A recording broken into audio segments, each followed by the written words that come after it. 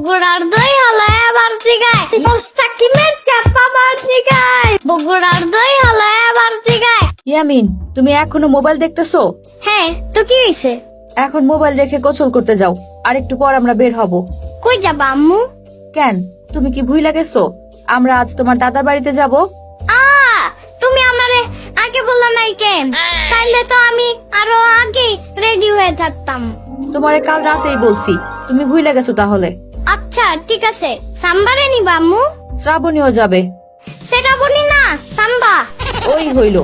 সাম্বারে নিবা না, ও আমারে খালি জ্বালায়। ইয়ামিনের বাচ্চা, তোরে আমি জ্বালাই না তুই আমারে জ্বালাস? তুমি জ্বালাও, তোমার জ্বালানির কারণে তোমার বয়ফ্রেন্ড তোমারে ছাইড়া চলে গেছে। শ্রাবণী, ও এগুলা কি বলতেছে? এগুলা কি সত্যি? আপু, তুমি ওর এসব কথা বিশ্বাস করো? আমার কোনো বয়ফ্রেন্ড নাই। তাইলে তুমি রাত জায়গা কার লগে কথা বলো? একটু ঘুমাও না? নানু যে তোমারে সেই দিন এর লেগা মাইর দিছে, তোমার মনে নাই?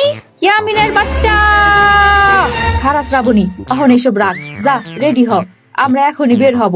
ইয়ামিন, একবার গ্রামে যাইয়া লই, তোরে আমি গ্রামের নদীর পানিতে সাইরা দেব।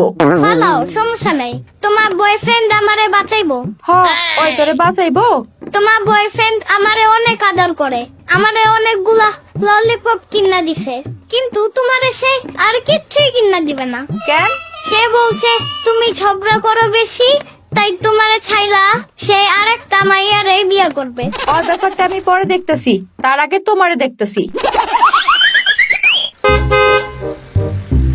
আম্মু, দাদা বাড়ি আর কত দূর? অনেক দূর। কত দূর? বললাম না অনেক দূর। অনেক দূর। কত দূর আম্মু? আরো কয়েক ঘন্টা লাগবে। আরো কয়েক ঘন্টা? গাড়ি থামাও। গাড়ি থামাবে কেন ইয়ামিন? আমার হিসু পাইছে সাম্বা।